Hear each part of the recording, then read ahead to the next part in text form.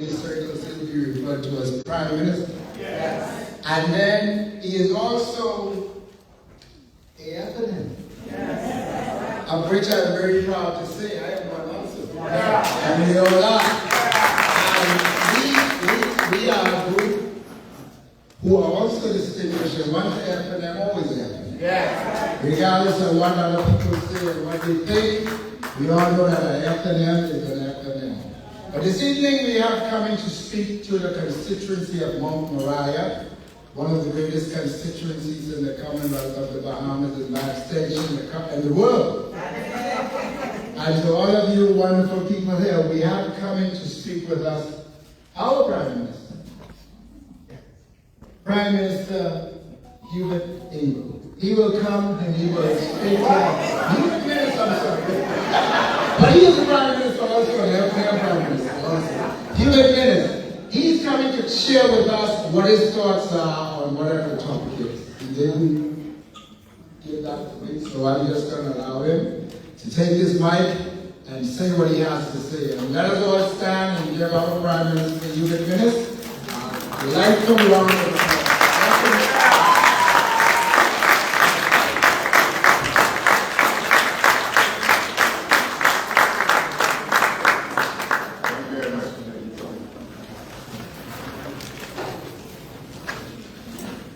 I always remember when I was Minister of Health, and I had to introduce the Prime Minister at that time, Ingram.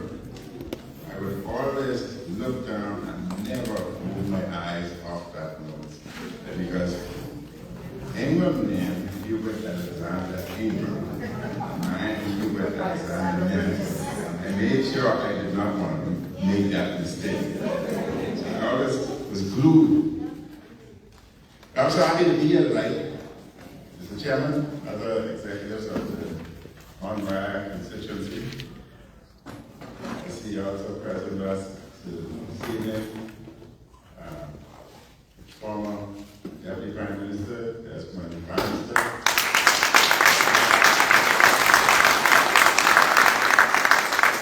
Former Minister of Health, Randall Bell.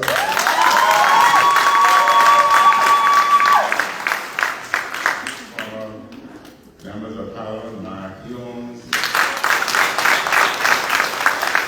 and Adrian Gibson. And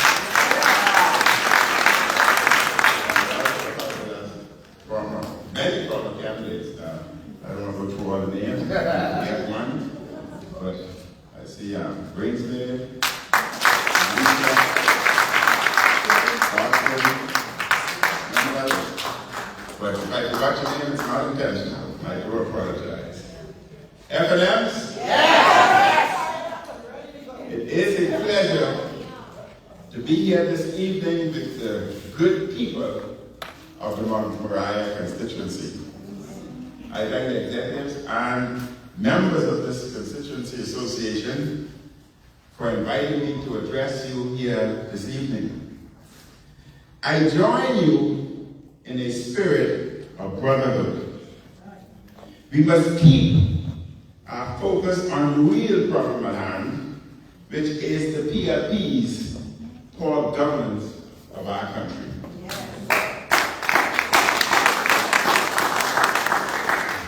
We should be proud of our legacy. Yes. We are a party of freedom. Yes. It is the FNM that freed the broadcast media from the PLP's rigid control and abuse. Our party believes in democracy. Yes. Yes.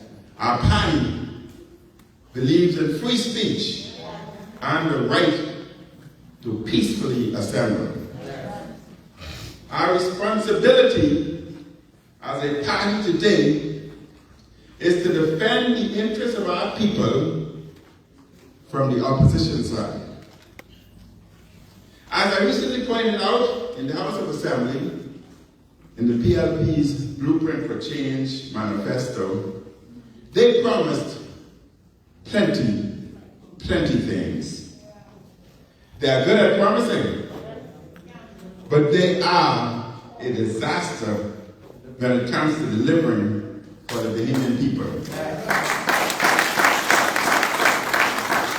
They promised action on immigration, crime, a revolution in education, a master plan for each island, and many other big promises. These plans have been ignored since day one. We still face a crime crisis in New Providence, which is continuing to get worse under the PLP. There's been no effective response to the illegal immigration problem, which is at record levels. There definitely has been no meaningful change in the education system. It was us, the F&M, that introduced free education at the University of Bahamas. It was us, the F&M, who introduced free education at BTVI and at Barnsley. And it was us, the F&M, who was driving towards universal preschool and ensuring that each child with an opportunity is assisted with at least $2,000 per year to attend any private facility that is available. And it was us, the F&M, who ensured that every student coming from the Family Island to attend one of our tertiary education, be it Barnsley, be it BTVI, or University of Bahamas, is provided with $500 per month to assist them in accommodation.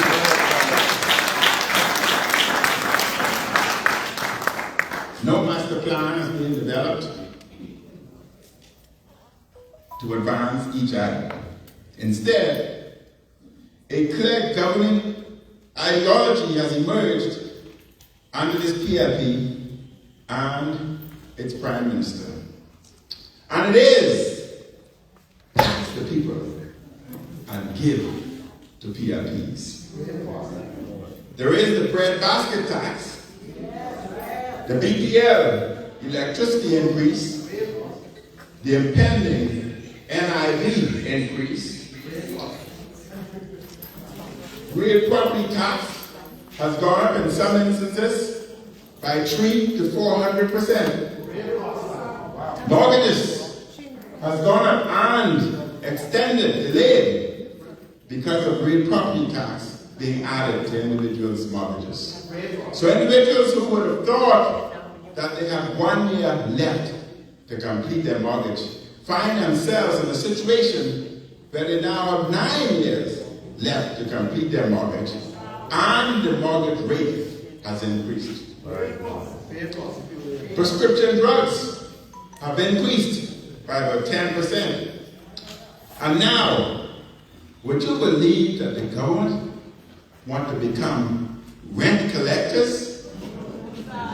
They want to take landlords' rent so that government can receive whatever monies are owed to them, and as a result, landlords run the potential of losing their own homes or their own buildings.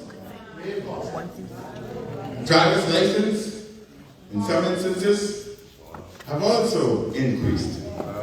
We have introduced an economic tax-free zone within the inner city to expand to all underprivileged areas. We started within the inner city, Baintown, and Centerville. And would you believe in 2018, when that was introduced, there were no real property tax, no business license. Individuals could bring in materials to build their businesses or homes duty-free. Furnitures, duty-free. Whatever items are needed for their businesses, duty-free. And since the government has come in, they are now trying to force individuals to pay real property tax from 2018, making it retroactive, and the law is strict that they're supposed to be free. They are killing our businesses within the inner cities and in the Bahamas. Plane tickets to the family island will be increasing by as much as $43. And there's a 10% VAT tax on QuickBook online prescription, 10% tax on Microsoft prescription, and much, much more to come. So FNMs, I say to you tonight, Brave got to go.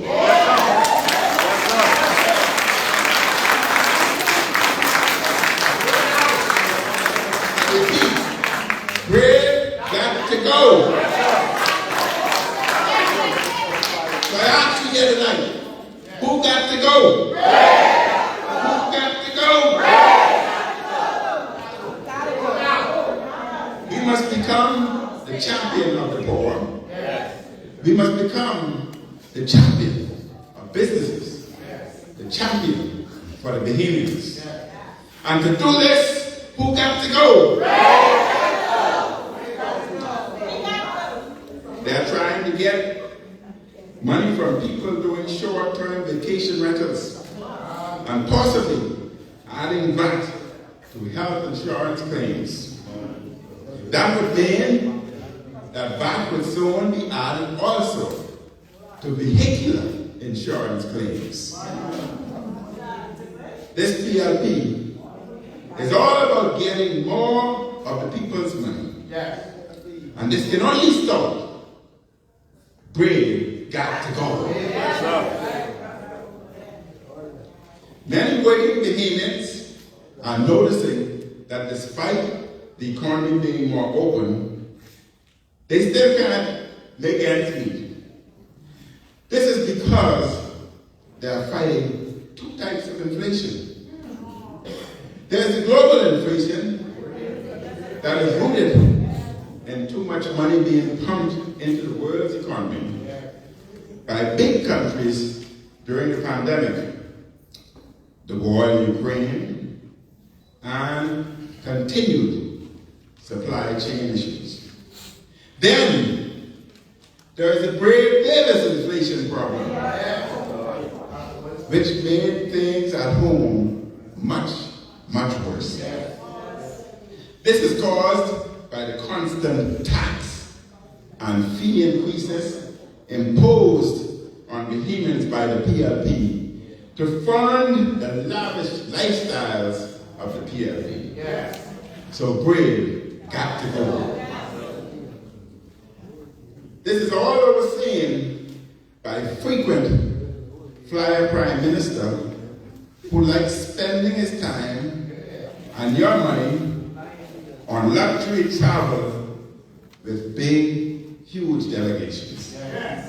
This is the same man who is the Minister of Finance who messed up on BPL hedge, which has caused your electricity bills to explode. When the big electricity bill comes, I want you to remember, Brave caused that. When the neighbor complain of their bill, you tell them, Brave caused that. When your co-workers complain of their bills, you tell them, Brave caused that. And when your family and friends complain of their high bills, what will you tell them? Brave caused that. What will you tell them? Brave caused that. This is all I want to say, and Brave Davis didn't even know the deficit number. And when he got caught, he blamed a speechwriter and a newspaper. Can you remember? Can you imagine? In 2014, he threw Perry Christie under the bus. In 2020, he threw, 2022, he threw his Minister of Works under the bus. That same year, he threw his financial secretary under the bus. Then he threw his Ministry of Finance team under the bus. Leaders take responsibility.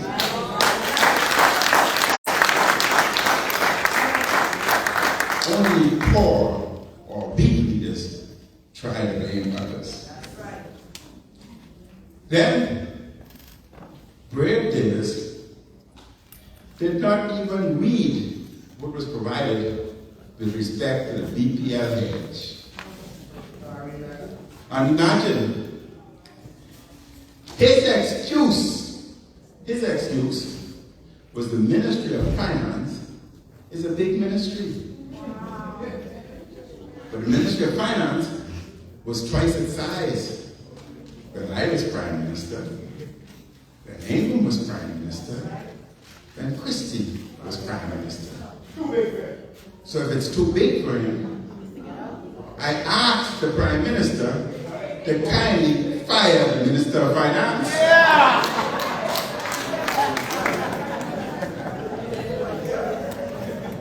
Meanwhile, PLPs are bragging around the country as to how good life is for them.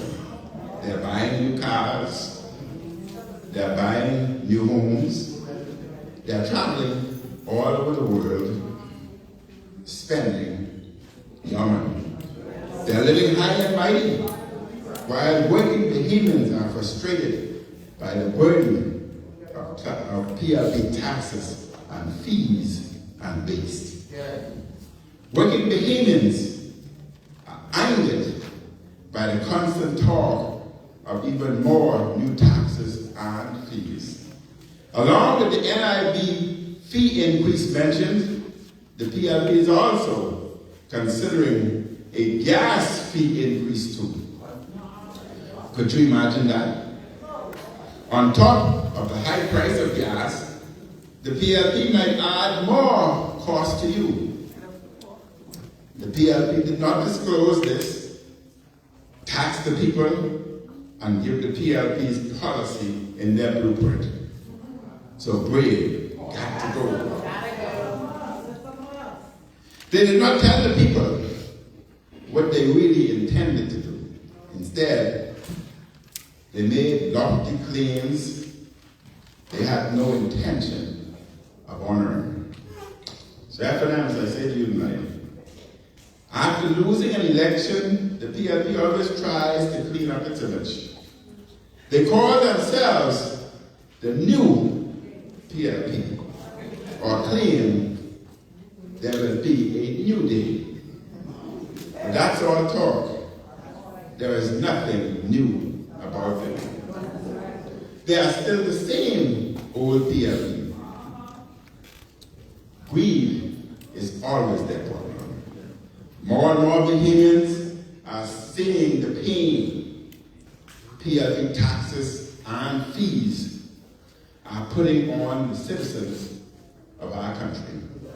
Working mothers struggling to pay their BPL bills are not happy that the PLP increased the cost of electricity.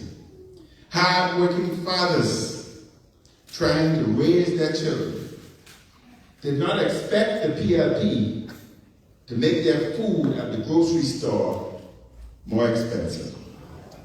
A union leader recently summarized well the problem with the PLP. In an interview with our News, the president of the Bahamas Public Service Union warned of the government's policies taxing Bahamians not to life, but to death. After that, as I say to you, Brave Davis is now running scared from his own cabinet. The Minister of Works misled the House and the country repeatedly with no consequences. A minister publicly disagreed with a major policy of the government, clearly breaching cabinet rules about collective responsibility. Brave Davis has turned out to be a weak prime minister, afraid of his own cabinet. And many in his cabinet feel that they can do whatever they want, whenever they want. The member for Elizabeth is out of control, and he did nothing. They think Brave is afraid of his own cabinet. We have a weak prime minister who is not in control of his own government. We must not forget what happened at the Caracas summit to the protesters. The PLP likes when we forget their misconduct. There is serious concern in our population with the administration's lack of action on illegal immigration. Shanty towns are growing. And once they do, they remain on their property for a given length of time. Legally, that property becomes theirs. Sloops from Haiti seem to arrive nearly every week. The Prime Minister talks tough to the Bahamian press on this issue. But when he is with his big-time foreign friends, he talks soft and big on dealing with the illegal immigration. His press secretary says, now listen, his press secretary says the Prime Minister knows how to change tone to suit his audience. Imagine that. A small group of protesters wanted their voices heard outside the Caracas summit on the government's poor handling of the immigration crisis, which the PLP is denying is a crisis. They were not causing a major problem. What came at them was extraordinary. The full weight of the state emerged. Lots of police were there. The protesters were manhandled and removed. Some were arrested and charged. The actions of the PLP administration were disgraceful and excessive. Bahamians have a right to be heard. The PLP seems to dislike hearing criticisms. That's why they don't like me. They want me to go away. They want me to be quiet. But I won't. I am not afraid of them.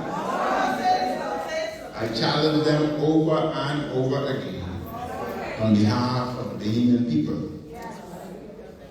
Bahamians are upset with their failures on illegal immigration. Bahamians are also upset with how the PLP treated those protesters. Bishop Walter Hanschel wrote a letter to the Nassau Guardian on February 17 titled, "Trampling on Constitutional Rights." He said, "I am appealing to the government of the Bahamas to listen to the cries of Bahamian people and do something to bring relief to their pain."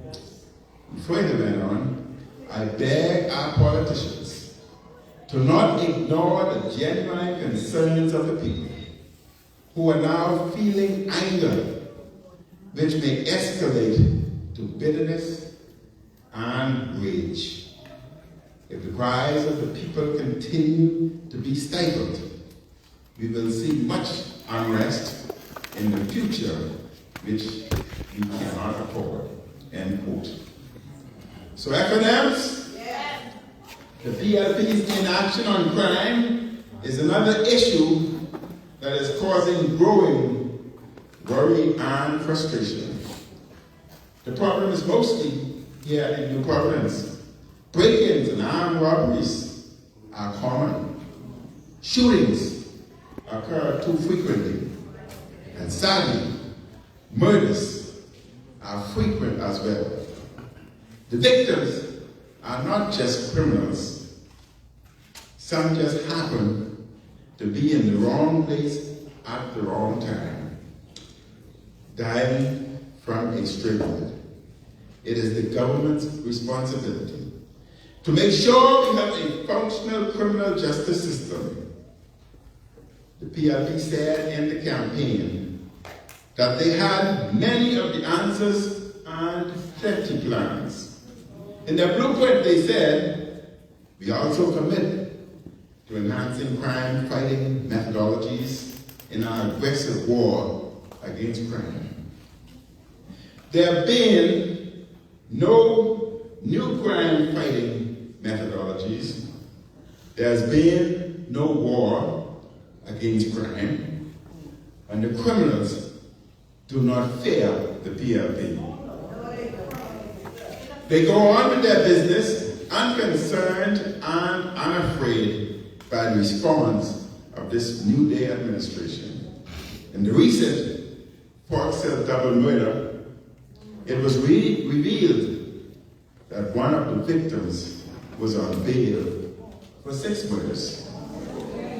Our justice system is not working, and the PLP has not brought forward any coherent policies to improve or fix things. The PLP is not helping Bahamians. They are mostly helping themselves. They are not solving problems to make the lives of our people better. All they are doing is making PLPs richer, and they are doing it using our tax dollars. Yes. More and more Bahamians are upset with them. More and more Bahamians are expressing their disgust with this New Day crew. I want to reflect. I was visiting the Grove at Zoma Street, where I grew up. And many of the mom and pop stores in the Grove and other inner city areas are closing. People cannot afford to purchase the items that most of the mom and pop stores provide, bread basket items, because of the increase in tax by the PLP. They are being forced to close because they've not paid their business licenses. And I visited one store in Exuma Street, now called Amos Ferguson Street. And they were forcing the owner, young lady, to pay business license, and they still had not gotten it prepared yet. And she had to close her store. The only thing she sells, now you can imagine you forcing a mom and pop store to close when she sells icicle, tuna, corned beef, grits, sodas. That's all. The summer months are coming. So I said to the Prime Minister, for God's sake, help me. I need my icicle.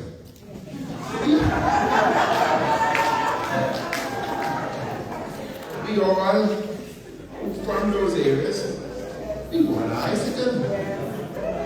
We cannot have our stores closed. We need our snow cones.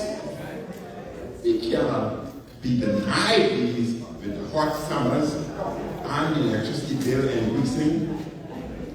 The FNM is the better alternative for our people. We must continue the hard work of building up each of our constituency associations. I admire the work you are doing here in Moriah.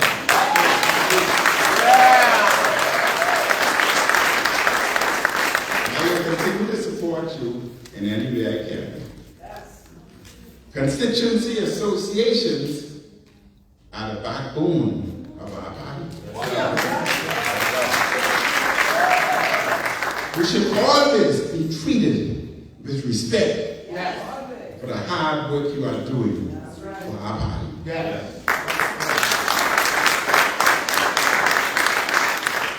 We are one family. We are one family. So I ask you, who are we? The M&Ms are one family. So who are we? We must remain united and focused on getting rid of this lousy PLP administration. So I ask again, we are one family, united together, united in strength. We respect each other. We must remain as one family. So who are we? I am so happy tonight to see so many young people out. They are our future. They are the future of this country. I've invited my grandson out with me tonight, and he brought a few of his friends.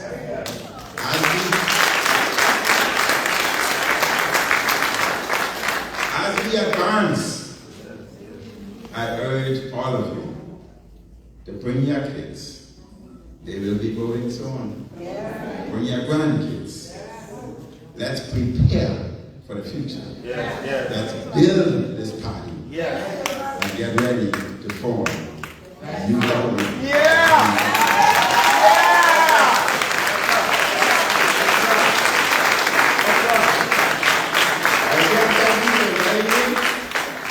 Thank you for inviting me here. Good evening, and may God continue to bless not only Mount Moriah, but the Commonwealth of the Bahamas.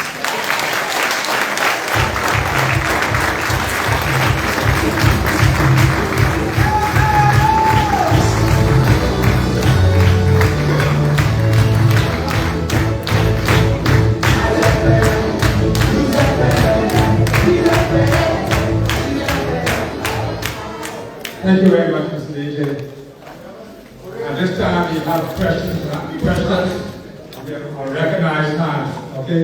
But I just want to remind you that our council rep, Samantha McIntosh, will be around selling some tickets. He's going to be raffling some wine, and we also raffling, I think, I'm not too sure what it is. For tickets are priced at $5. And she will be doing that as our leader, our guest speaker will try and answer questions from the audience. So, first question, Mr. Lee. Last year I went through, I assumed that I must have said everything because there were no questions. Again, thank you very much. One person. Lady boy? I'm a little upset with infighting the upper echelon in our party. The media, the news, it's all over. But it bothers me that what we do